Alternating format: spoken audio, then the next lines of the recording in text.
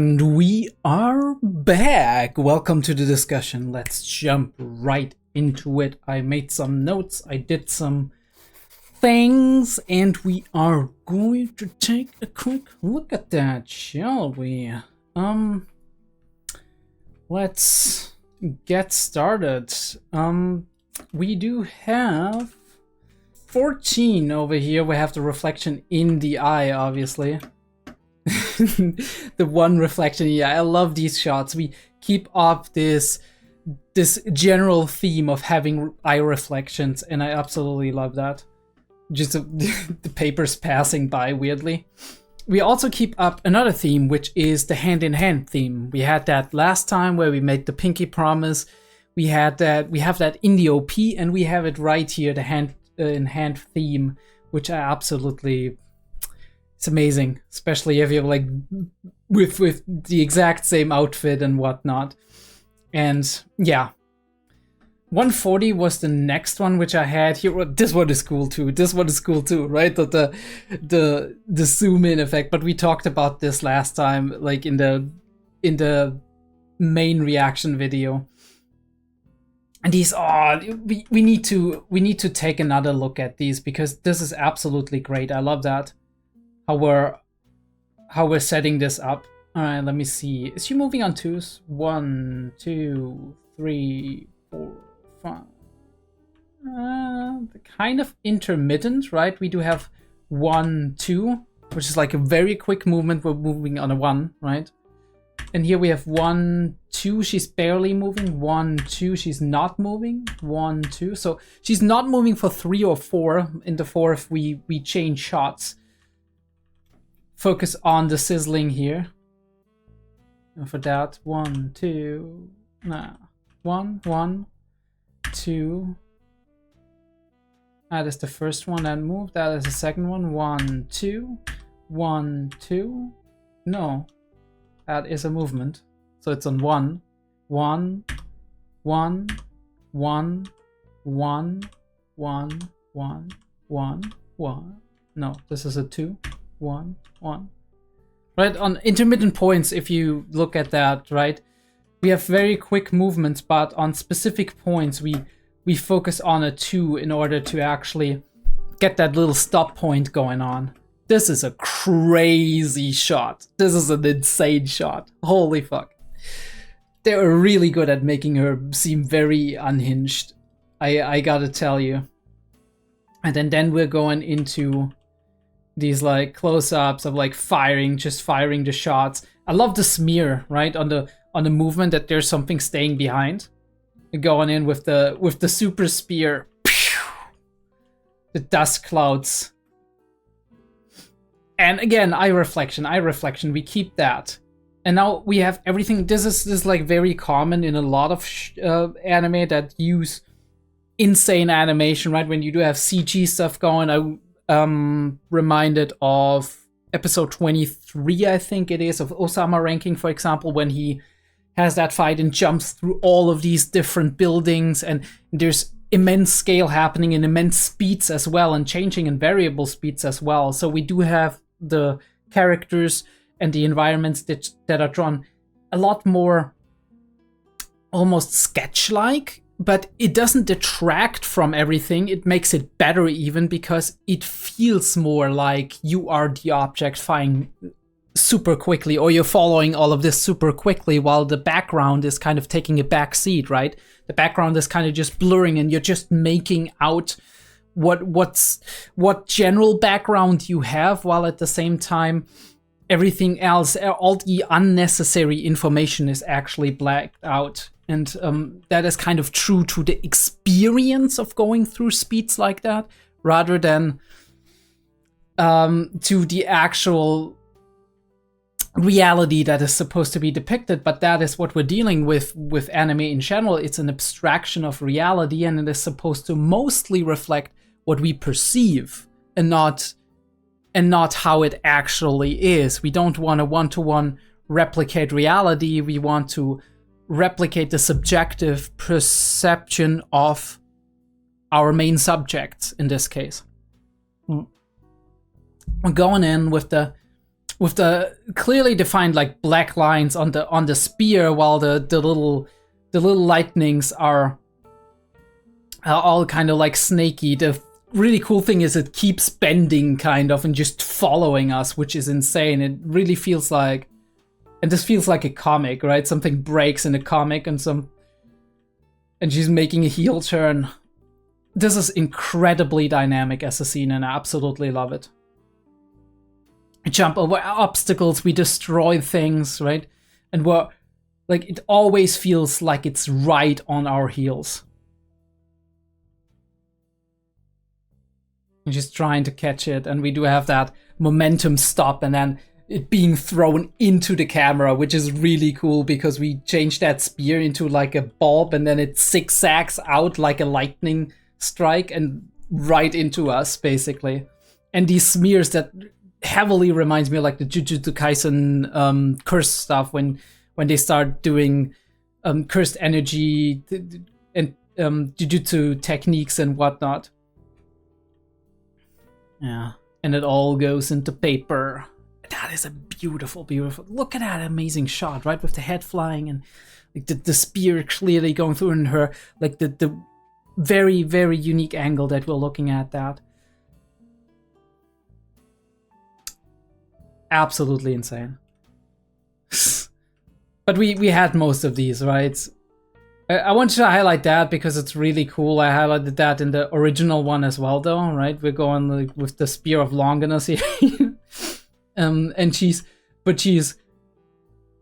the kick is just fucking badass as fuck. She's kicking the books into it, stopping its momentum, and then she's using her fist to actually just push it to the side, which is absolutely, and she's never touching it, right? She's always using the environment, the books in this case. Boom.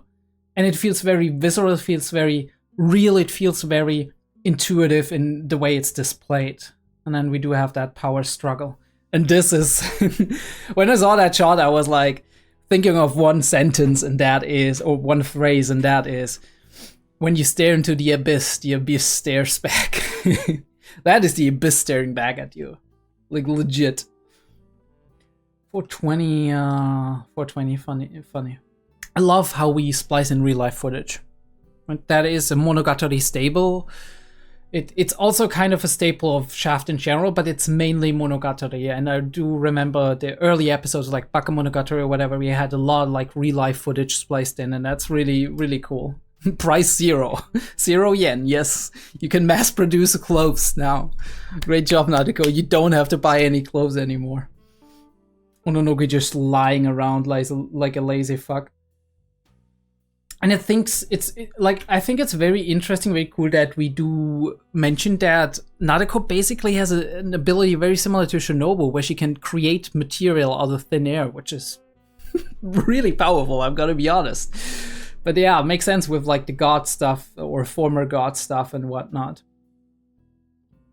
So we go in and explain the plan a little bit, and we're like, we need a decoy. Ha ha ha, decoy, otori. Right? You get the joke.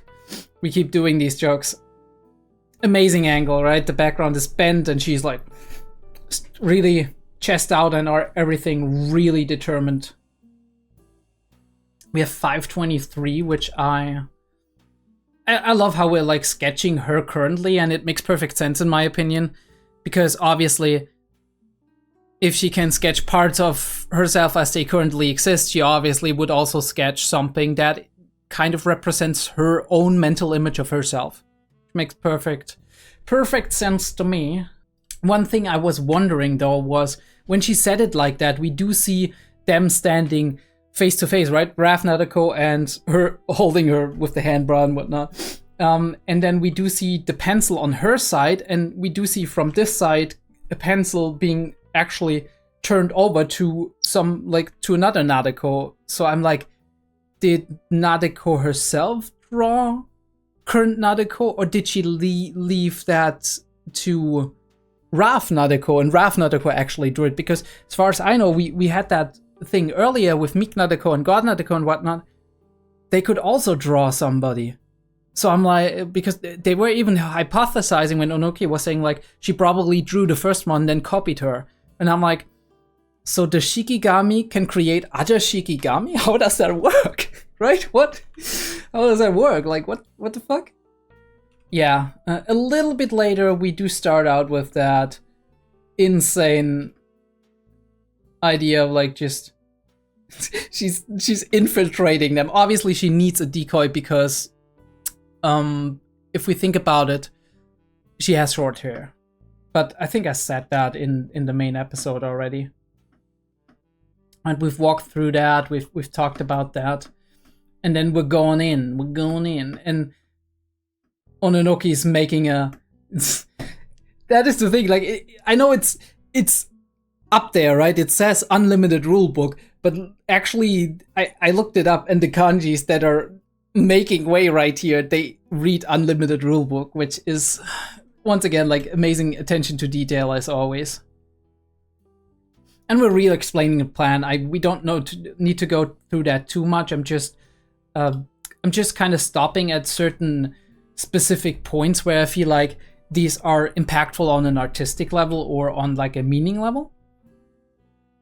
Well, like reattaching Ononoki, that kind of becomes a habit at this point. Really cool. And acknowledging the change. We had that before.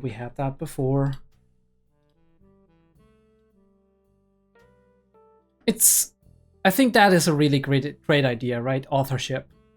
That the thing that we're kind of displaying here being like, why don't you to commemorate that you've experienced this, right? And to commemorate maybe also a part of your former self and a part of yourself, of your current self, right? The connection and all of that. Preserve that. How about you create them in your own works of fiction, and not just like in reality and whatnot, but just in your manga, right? Using experience, using struggle, using pain and emotion, heartbreak and all of that, using telling stories basically to process all of that, to process it for myself, to pre-process it for other people watching it and connecting to it and identifying with it, to teach to other people and remind yourself later on in the future about the lessons you have learned in life, about the things you have experienced, about the feelings you went through, about what presents you left, right?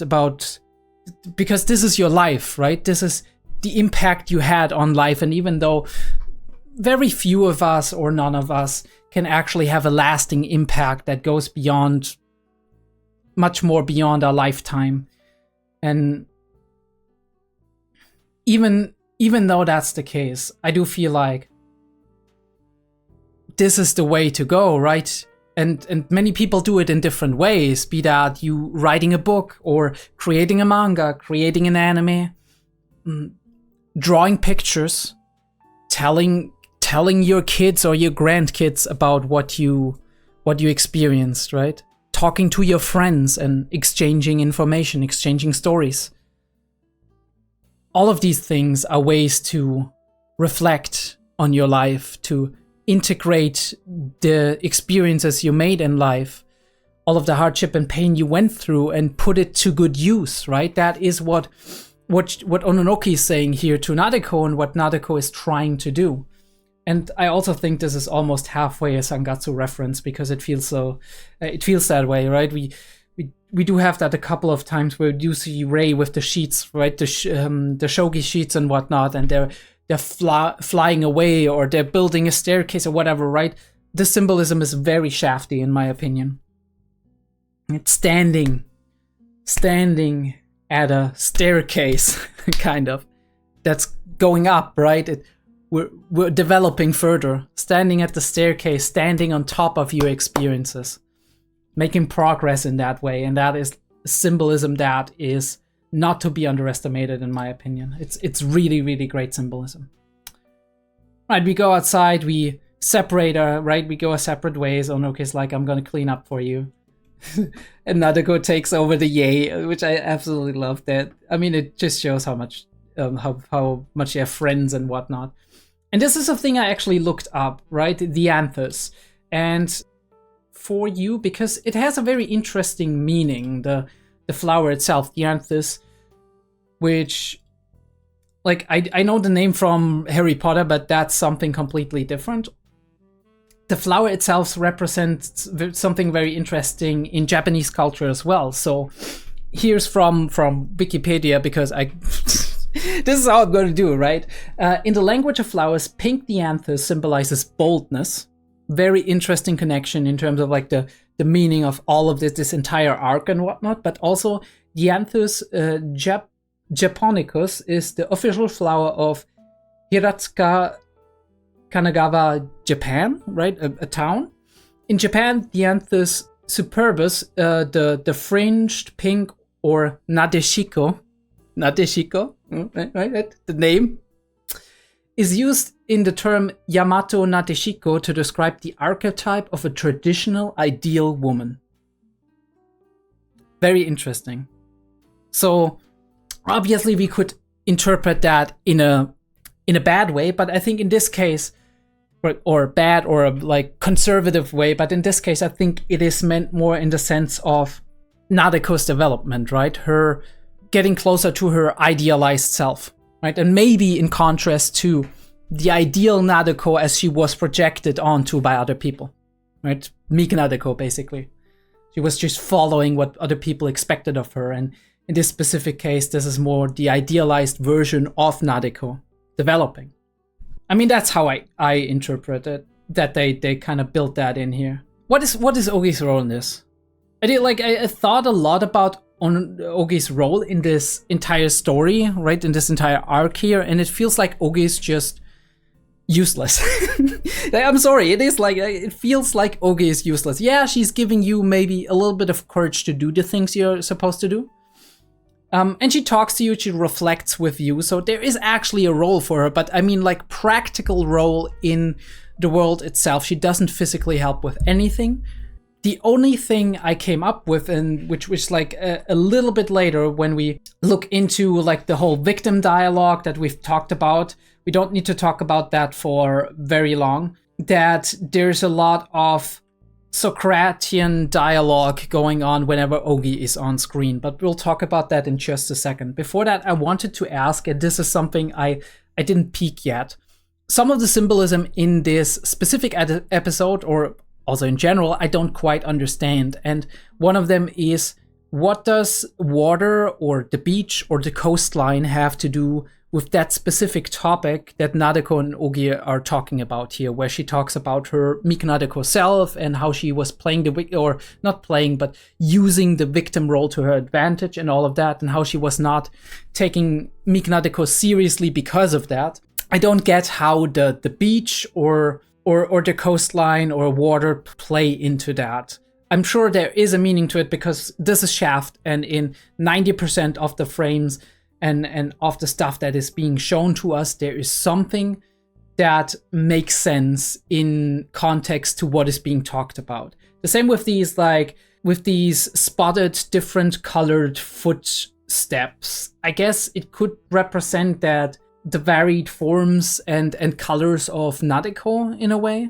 Maybe it also just represents her changing colors based on what people want and expect. But I feel like this is too simple. There needs to be like a concrete interpretation that feels right, and it doesn't feel right to me right now. So I'm asking you to tell me if you have any idea what that might mean, because it would be really cool to know. But yeah, I love how we're going into this Socrates method, right? This Socratean dialogue. This is actually a method that is being used a lot in therapy as well. We are talking to people, and the goal is not to convince them of something or to actually lead them in a certain direction, but more to reflect back to them questions that make them properly define the logic of the thought they're having, right? So they have a certain problem, they come with you with a certain problem, and we start to compartmentalize it. We break it down to its very like basic foundation, and from the foundation we go and make a statement. And then I am asking a question regarding that statement. and then I get an answer, and I propose like a hypothetical of, let's take this idea, let's take this general cognition that you have, right? This opinion that you have, the stance that you have, and put it to take it to its logical endpoint. What would that look like? And does that make sense in terms of what you're feeling and what you think is, does that make sense also in contrast to all the other elements that you've been experiencing? And we just keep asking these questions. So I love when we're going into that, because in my opinion, Nisio Isin has mastered the art of Socratean dialogue. It's insane how much he has mastered that, because no matter which topic we're talking about, be that a very, very deep and complex topic like Nadeko and her dealing with herself and reflecting upon herself and trying to get ahead, or be that just simply talking about, I don't know, society and sex or panties or whatever is coming up, right? All of that, Nisio Isin is able to very entertainingly put out and perfectly replicate how a Socratean dialogue works. This is always something I absolutely love. I absolutely adore that he is able to just do that, right? This entire sequence, by the way, reminds me kind of heavily of Hitagi Rendezvous, if you know what I mean. If you know, you know. In terms of like just visuals and whatnot. We also have a couple of seconds later, right? We do have the victim thing on the road, which is really cool, but we also have this here where she's slowly disappearing in the back window, which I feel is symbolism in this very scene when we talk about how she disregarded Meek Nadeko, right? She left her out of sight. She disregarded her and as such underestimated her as well, which is really insane if you think about it, because this is like all the flashes we see right here, and then we have the pauses. This is very interesting because all of this is just ... It's left blank. And what do you have when something is left blank, right? When your interaction with somebody is left blank, you have the desire to fill in the gaps, because humans don't like to have spots of blank information. So they fill in the gap with their own experience, with their own expectations. So how does Meek Nadeko operate on a basic level? She leaves everything blank, which creates in others that are interacting with her the desire to fill in the blanks. And how do they fill in the blanks? They project onto her expectations and experiences they have made themselves. And as a result of that, they give her direction in where to go and what to do in order to fulfill whatever they expect of her. That doesn't mean that she's pleasing everyone. It's different from being a people pleaser. In my opinion, that is more, the emphasis here is on the fact that she's almost boring, right? In a sense, because there's never gonna be a moment where we interact with Meek Nadeko and something will happen that will throw us off or was unexpected or surprises us. Because whatever we project onto her, she takes that in and follows that. Because it's the easiest road to do so. Just like how I left it to other people how to live my life. We talked about it in a reaction video, we talk about it right here. Seeking direction from other people. Right? The ... the raindrops fallen, right? I love this shot, by the way, which is really, really cool. Yeah, and she's not even fleeing, that's what Nadeko is saying, right? She's not even fleeing, she's just passively receiving everything. Like, it's like fight or flight, no, freeze. Just like a leaf in the wind, basically, kind of deal. I love this shot. We have the elevation, right? And we have the rain coming down, like all of these different layers and the levels, and then the car coming in. But I'm sorry, Ogi, do me a favor and fucking put your lights on, okay? Like, low light conditions. Follow the rules of the streets, all right? Come on, please.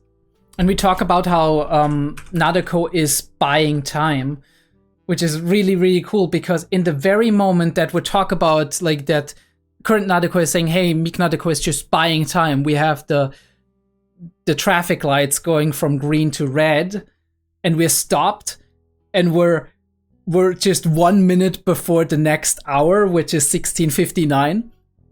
Flashing onto that. All of these things to symbolize delaying, right?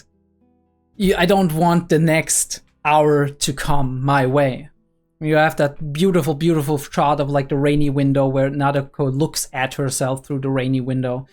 That the mood is very, very contemplative, but also very full of regret, full of like but deep contemplation, but also sadness in a way. It captures that perfectly. All of these shots, Aragi's room, the clocks, the library. We went everywhere there, right? Even like the weird, I don't know what that place is, like just the street with a couple of shops. I think this is close to where Ogi actually originally met Nadeko and kicked that whole Medusa stuff off. But then it jumps to, right? It jumps to 17:00, right? It jumps to 5 a.m. Because Nadeko wants to move on. She has the resolve to move on. That is her, like, speaking, being, not speaking, but indirectly the visuals are showing us Nadeko has a goal. She wants to move. This time can't be stopped forever. And we have that later on. She says that to Meek Nadeko. What she always wanted to do. One-way street. And Ogi's like, hey, Zetsugar, you wanted to kill her, right? I don't know what to say to that. I really don't know. Like, other than Ogi is literally useless, like on a physical level, not on like the dialogue level still works, right? She's like, especially with the answer she gives earlier, where she's like, I'm not the one who knows anything. You're the one who knows, right? Throws it back like she did in Orari with Araragi and whatnot. But when it comes to like just the physical stuff and just bringing them forward, that no, Ogi's just the fucking. Either that or he is trolling hard as fuck, and that would be even cooler. Honestly, that would be even cooler. Shinjuku house is still a construction site, apparently. I love the shots. Really, love them. This is where Raf Nadeko is coming through. But yeah, 12:37 is a very interesting... First of all, this is a nostalgia shot. Holy shit. So nostalgic for me. How often have we seen that shit? How often have we seen that shit? But the light is still red. The light is still red. Very important. That's a high school. That shot is 1-to-1 the shot of episode 4 current Nadeko at the temple. When she's like having the head inside of her hand. 1-to-1. Amazing parody of the shots. Again, amazing parody of these shots as well. Sky pressing down on her and her just almost cheekishly, right, having the two hands clasped behind her back. Like, this entire sequence feels very Renai circulation to me. And look at these shots. We're peeking out, right? This feels super, super playful and Renai circulation to me.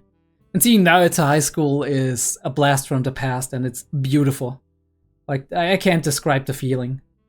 Koyumi Stone. Anybody remember Koyumi Stone? But also, like, Ovari, the last episode, they showed that that staircase there as well. And holy shit, the divide. And first of all, that shot's beautiful too. The divide between the two of them, right? With the pillar in the middle. Very simple, but we use it very effectively. And again, the gate looming, and they're standing behind it, and she's like, you're wasting your time. Stepping back, being surprised. And we talk it out. We talked about it in the main episode, but we'll focus on the shots right here. This is amazing. Because we have like we have current Nadeko, and she is standing there, open sky, right? Open road. She can always go away, right? That is, at least that's how I'm perceiving that. Meek Nadeko is standing there, the gates are looming. The gate, like the bars are there. They're boxing her in, kind of, almost. Almost like a prison that's holding her down, in a way. You look at it from the up-down perspective, right? Being rational, so to speak. At least that's what it evokes in me in terms of the feeling. Let's be rational. Let's look at it from a top-down perspective. And then we switch the perspectives and we see the reflection. That is one of the most beautiful shots in the entire episode. Her talking to herself. but we're not directly looking at her. We're looking at her like she's a reflection of the past, which she is, right? Or a reflection of a part of myself, which she is. Same symbolism here. She's looking at the school. Nadeko is not looking at the school, right now at least. She's past the red light. She's free to go. She doesn't have to stop. Nadeko is looking in the direction of the red light. She's before the red light. The red light is holding her back. Tree, Koyomi, right? Araragi. We're talking about Araragi and we're showing trees. Reminds me of like Kisu Monogatari. Right? And the petals, in my opinion, very a couple of things that we can interpret with the petals.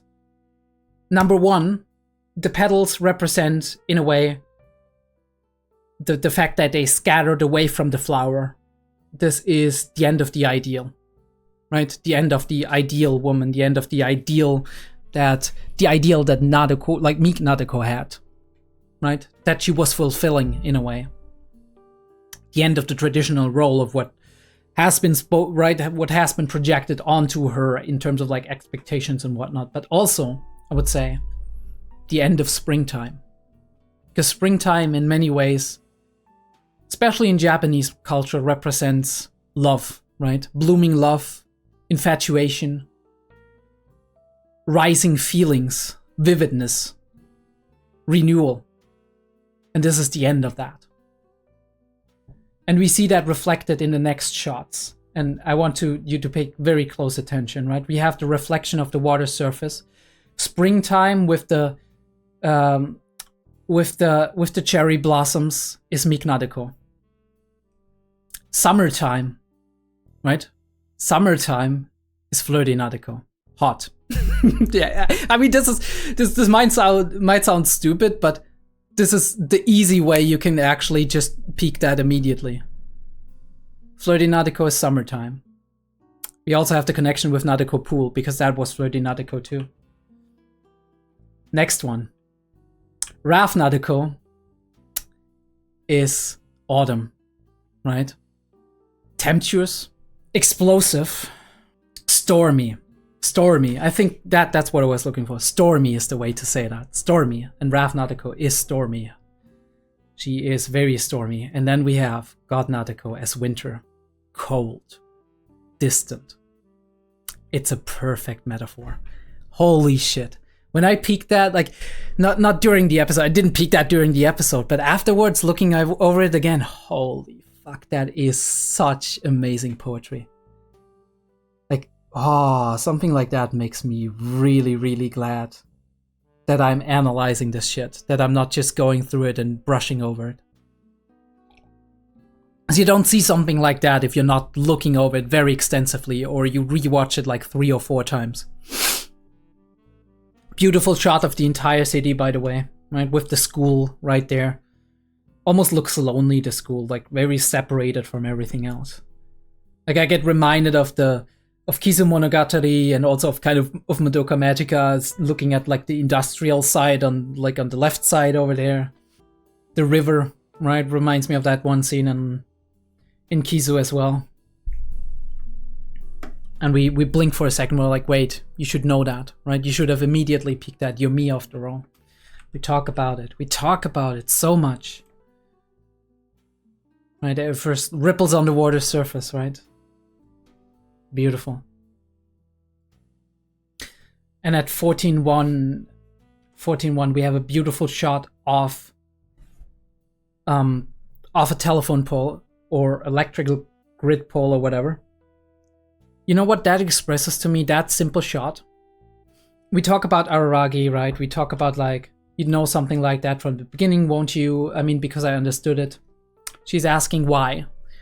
And this is the answer of Nadeko. We have a single drop, like a teardrop coming down, a raindrop in this case. And we have a telephone pole with like lines in every direction and crossing over one another. And what that expresses to me is a simple thing, and that is complex.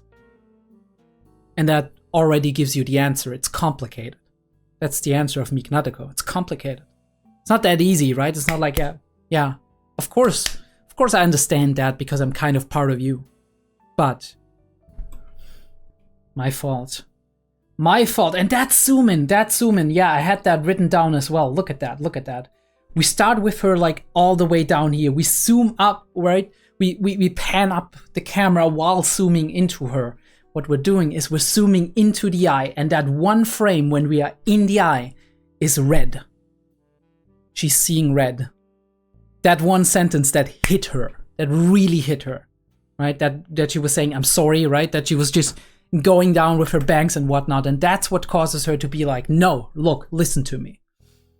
We talked about this in the reaction, but anyway.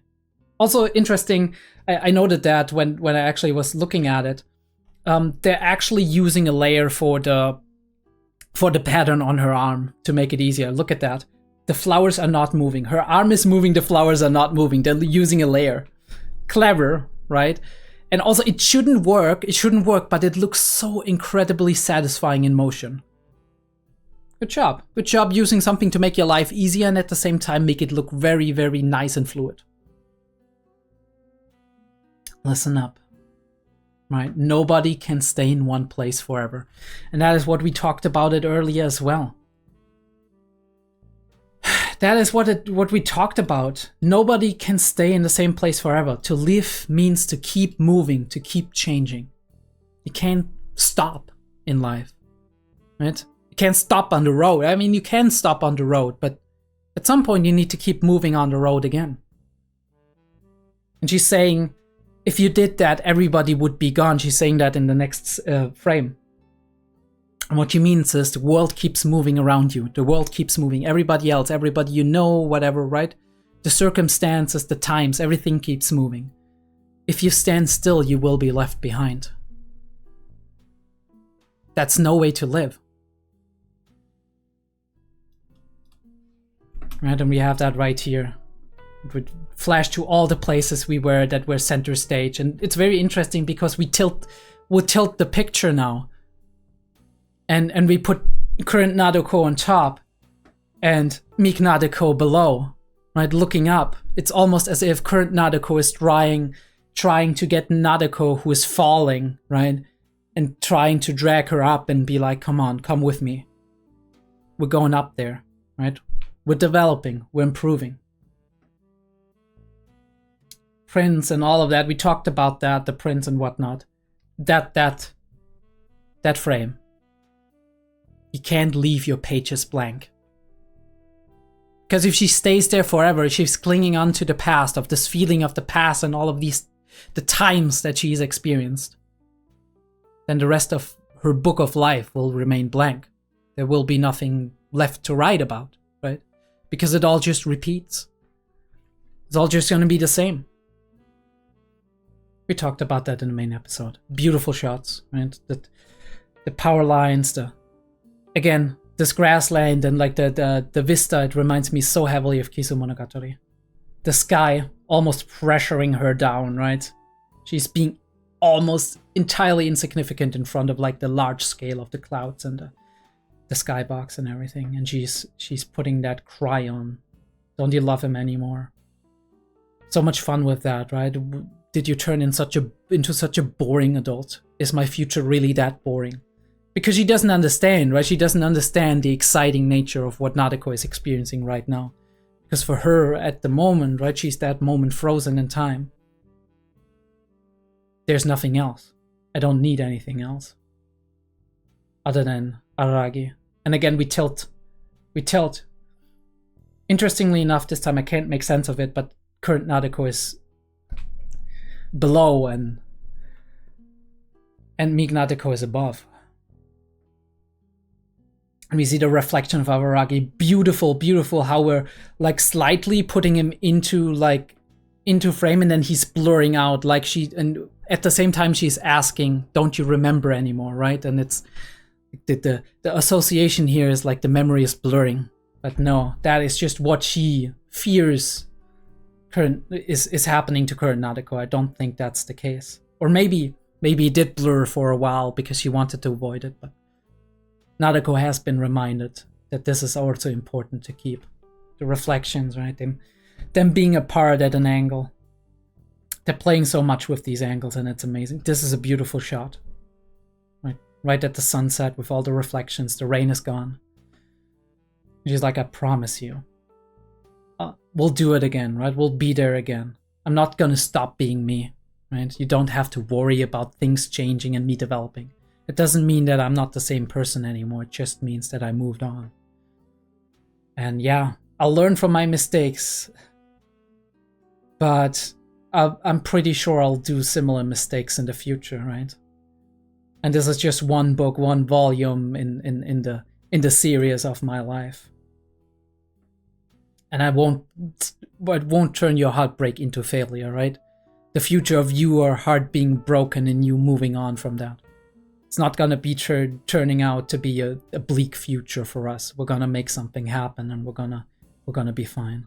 I'll chase my dreams, and I won't learn my lesson, and I'll fall in love again. I think you learned your lesson, but I know what you want to say. I'll remind myself of the feeling of not wanting anything else. Yeah, put that into your manga. Put that into your creative stuff, because it really will shine through. And I think now we do realize more than anything that this is what Nadeko needed, and this is why she didn't succeed until now as a manga artist. Because a part of what makes her her, she has been suppressing. A part of what makes her her has been missing. And that part is simply just accepting these aspects of yourself and that they're still part of you. And if she reintegrated them, and if she puts them forward and puts them down, these emotions, these feelings, these struggles, the pain, the obstacles, the unique experiences, unique to the person Nadeko and nobody else, then I'm pretty sure that this manga is going to be amazing. And I love this shot. It's so beautiful, right? Them forehead on forehead, looking into each other's eyes, and a quick glimpse of the bangs and her with the shadow, right, going down, and we see she just put the bangs of Meek Nadeko away. And this is a change. This is amazing, right? She's not using that as a shield anymore. First, through the making of current Nadeko, she's just like egging her on. She's like, come on, brush those hairs out of your eyes. And she's opening her eyes for the first time to a new reality. She's giving her the hand, right? The wind blows it back, right? Because forces are gonna, right? Our habits die hard, and we're the same people after all. But what she's doing is she's consciously, and now this time she's doing it, and not current Nadeko. That part of herself has accepted herself and has accepted to move on, but stay itself nonetheless. Right? Brushing it out of her face. Looking into the future. Running towards her, and again, a beautiful shot. Just her slowly merging. The animation in this shot is so gorgeous. It's so gorgeous. Look at that. That is her youth. And the page got turned. Hardships, pain, your cute heartbreak. I'll turn them all into an interesting manga. Again, we'll come back to authorship. This is what makes good stories, right? Taking all of what is inside here, right? And inside here. And back in the past, right? Just still clinging on to us, right? Clinging on to our backs. And pouring it into those pages. However you want to and know how to express that. Be that pictures, paintings, comics, mangas, anime, TV series, acting, writing, games, all of it. Because that is what art is all about, right? Sharing experience. We can never share everything, but we share some sentiment, something that is identifiable, something that we can grasp onto and pass on to other people. In order for them to learn, in order for them to feel understood, to feel, yeah, to feel connected to other people and to the world as a whole. And we ended with her just taking a last peek at these aspects of herself in a field of flowers. And she's looking upward, right? She's looking into the future. And the light is green, right? See that? The light turns green. And we ended there. Yeah, the episode still has the Shinobu part. We'll talk about that next time, I would say. We'll talk long enough. Beautiful shots. I feel like this series, it focused a little bit more, like this episode, it focused a little bit more on the, like not on more on the emotional side, right? We have to draw this conclusion. What an amazing conclusion it was. Put a bow on it. Say the punchline, right? The end of Arida. And yeah. It was less visual metaphors in terms of like density or in terms of like depth. Less word puns. We had less like, I'll say, how do we call that? Because the directing was still stellar, right? Everything was spot on. Everything was spot on. The focus of that was definitely the directing, the emotional message, and the fight in the beginning, which I feel like they put a lot of budget into that. You can feel that when later on you have a couple of shots in between, which are like just like not bad shots, but they're just like normal effort shots. Especially in something like Monogatari here with Shaft being like amazing. You do feel like when you have like a bigger fight scene or something or cool animation happening in the beginning of the episodes, and then in between there's a couple of shots where you're like, okay, right? You had to, you didn't want to spend too much time on it because it wouldn't, right? It wouldn't merit. You need to nail down the animation in the beginning, and you need to nail down this specific part, like the last, I don't know, 10 minutes, not 10 minutes, but 5 to 6 minutes of the episode with like the absolute conclusion. You need to make that as good as possible. So the middle portion is more like, we're using that for the dialogue, and we have some light visual metaphors, some symbolism and whatnot in there, but the focus is on the beginning and the end, and you do see that. But amazing episode, right? I think my second favorite episode after episode 3, which is still my top episode, I would say. But yeah, this is what I expected, like Minateko conclusion and whatnot. All right, that has been Monogatari of Season Monster Season, Episode 6. Nadeko draw the finale? Question mark, probably. And I'm excited what comes next. We'll see, right? We'll look at that last portion of the episode in the next episode in the beginning before we start the reaction, and then we'll get into the new arc, whatever it's gonna be, and I'm really excited to see it. Leave comments if, like, I would be really happy if you left comments. It's been a little bit, very few comments the last couple of episodes. Maybe you'll just, if you don't know what to say, maybe tell me why you don't know what to say in the comments, if you feel like you can spare the time, because I would really love to know if I can improve something about my format or whatever I'm doing, so you have a better experience, and maybe you can engage more with actually the dialogue and what's happening, and you can tell me more about what you experienced watching the episode and everything. Like and subscribe to the channel.